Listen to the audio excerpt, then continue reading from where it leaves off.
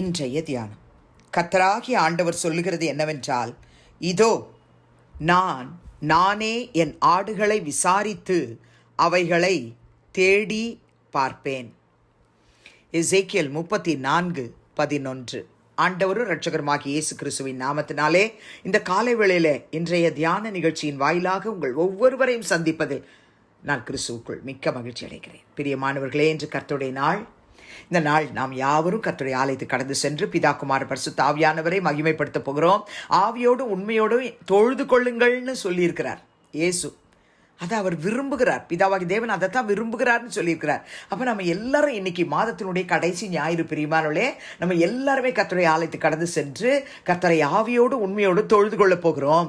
கர்த்தராகிய ஆண்டவர் இன்றைக்கு எசேக்கியேல் தீர்க்கதரிசியின் மூலமாய் நமக்கு சொல்றாரு, இதோ நானே என் ஆடுகளை விசாரிப்பேன்.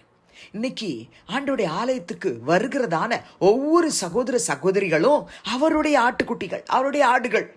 அவர்களை ஒருவேளை மேய்ப்பன், அங்குள்ள ஊழியர்கள் யாருமே விசாரிக்காமல் போகலாம். ஆனால் ஒருவர் அவருடைய ஆடுகளை விசாரிப்பேன் வாக்கு கொடுக்கிறார். என் ஆடுகளை விசாரித்து அவைகளை தேடி பார்ப்பேன். நம்மை விசாரிக்கிறதுக்கு ஒருத்தர் இருக்கிறார் பிரியமானவர்களே. என்னை உங்களை விசாரிக்க நல்ல மேய்ப்பனாய் என் ஆண்டவராகிய இயேசு கிறிஸ்து இருக்கிறார். ஆகவே கலங்க வேண்டாம். கர்த்தருடைய ஆலயத்துக்கு கடந்து செல்வதற்கு முன்பதாக இந்த வார்த்தையை வாசிச்சுட்டு, தேங்க்யூ ஏசப்பா, எனக்கு நல்ல மேய்ப்பனாய் நீ இருக்கிறதுக்காக உங்களுக்கு நன்றி ஏசப்பா, என்னோட கூட நீங்க வாங்க, எங்க சர்ச்சுக்கு நீங்க வாங்க, சபைகளை பரிசுத்தப்படுத்துங்க, ஒவ்வொரு ஆடுகளையும் நீங்க விசாரிக்கும்படிக்கு நீங்க வந்துருங்கப்பான்னு சொல்லி நம்ம ஜெபம்ட்டு போவோம் பிரியமானவர்களே. ஏசாயா 45:12 கர்த்தர் சொல்றாரு, நான் பூமியை உண்டு பண்ணி நானே அதின் மேல் இருக்கிற மனுஷனை சிருஷ்டித்தேன். என் கரங்கள் வானங்களை விரித்தன, அவைகளின் சர்வசேனையும் நான் கட்டளையிட்டேன். அப்போ கர்த்தர் தான் உண்டு பண்ணினவர், மனுஷனை சிருஷ்டித்தார். மற்றதெல்லாம் வார்த்தையால் உண்டாக்குனாரு, மனுஷனை மட்டும் அவர் கையினால சிருஷ்டித்தார். அப்போ நீங்களும் நானும் விசேஷமானவர்கள் பிரியமானவர்களே. நம்மளை தேடி பார்த்து, நம்ம எங்கே இருக்கிறோன்னு வந்து பார்த்து, நம்முடைய சூழ்நிலையை அறிஞ்சு, நம்மளை விசாரித்து, நம்ம எதெல்லாம் இழந்துட்டோமோ அதெல்லாம் திரும்ப நமக்கு கொடுக்கும்படிக்கு இன்னைக்கு நம்ம சபைக்கு வரப்போகிறார். ஏசாயா 48 நீங்கள் 15 வாசியுங்கள். கர்த்தர் தீர்க்கதரிசியின் மூலமாய் சொல்லுகிறார், நானே அதை சொன்னேன், நான் அவனை அழைத்தேன், நான் அவனை வரப்பண்ணினேன், அவன் வழி வாய்க்கும். கர்த்தருடைய பிள்ளைகளே, உங்களை என்னையும் அவர் என்ன சொல்லி அழைச்சாரோ, நம்மளை என்ன சொல்லி அவருடைய ஆலயத்துக்கு வரப்பண்ணி வச்சிருக்கிறாரோ, நம்மளை பார்த்து சொல்றாரு, உன் வழி வாய்க்கும், உன் வழி வாய்க்கும். சகோதரனே, உன் வழி வாய்க்கும். சகோதரியே, உன் வழி வாய்க்கும் என்று சேனைகள் கர்த்தர் சொல்லுகிறார். ஏசாயா 51:12 தீர்க்கதரிசியின் மூலமாய் கர்த்தர் நமக்காகவே எழுதி வைத்திருக்கிறார். நானே உங்களுக்கு ஆறுதல் செய்கிறவர். கர்த்தருடைய பிள்ளைகளே, உங்களுக்கு ஆறுதல் செய்கிறவர் கர்த்தர். சாக போகிற மனுஷனுக்கும் புல்லுக்கொப்பாகிற மனுபுத்திரனுக்கும் பயப்படுகிறதற்கும் வானங்களை விரித்து பூமியை அஸ்திபாரப்படுத்தி உன்னை உண்டாக்கின கர்த்தரை மறக்கிறதுக்கும் நீ யார்? ஒருவேளை மறந்துருந்தோமானா, ஆண்டவரே என்னை மன்னிச்சிருங்க ஆண்டவரே, இன்னைக்கு என்னை ஒப்பு கொடுத்துட்ற ஆண்டவரே, நான் பயப்பட மாட்டேன். எனக்கு ஆறுதல் செய்கிறவர் நீர், என்னை விசாரிக்கிறவர் நீர், என்னை தேடி பார்க்கிறவர் நீர், என் ஆசீர்வாதங்கள் எல்லாம் நான் எதனாலும் எழுந்தனோ அதெல்லாம் திரும்ப எனக்கு கொடுக்கிறவர் நீரப்பா. உங்கள் கையில் நான் ஒரு ஆட்டுக்குட்டியா என்னை ஒப்பு கொடுக்குறேன்னு சொல்லுங்க பிரியமானவர்களே. அவர் உங்களை எப்படி நடத்துவாராம்? ஏசாயா 40:10-11 இதோ கர்த்தராகிய ஆண்டவர் பராக்கிரமசாலியாக வருவார், அவர் தமது புயத்தினால் அரசாளுவார். இதோ அவர் அளிக்கும் பலன் அவரோடே கூட வருகிறது, அவர் கொடுக்கும் பிரதிபலன் அவருடைய முகத்துக்கு முன்பாக செல்லுகிறது. மேய்ப்பன போல தமது மந்தையை மேய்ப்பார், ஆட்டுக்குட்டிகளை தமது புயத்தினால் சேர்த்து தமது மடியிலே சுமந்து கரவலாடுகளை மெதுவாய் நடத்துவார். நம்முடைய மேய்ப்பன் இப்படி தாங்க சபைகளை இதுவரைக்கும் நடத்தி கொண்டு வந்திருக்கிறார். விசுவாசிகளை அப்படி தான் நடத்தி கொண்டு வந்திருக்கிறார்.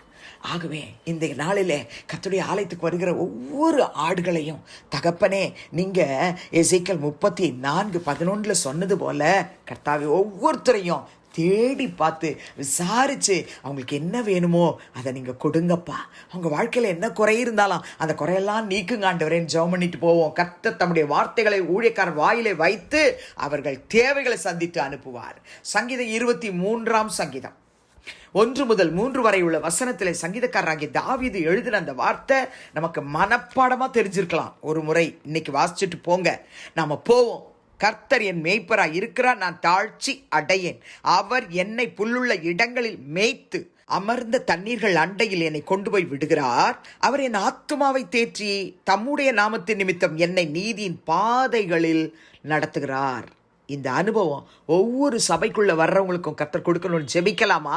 பரிசுத்தமுள்ள பிதாவே, இயேசுவின் நாமத்தில் இந்த காலையில் நம்முடைய சமூகத்துக்கு நாங்கள் வருகிறோம்.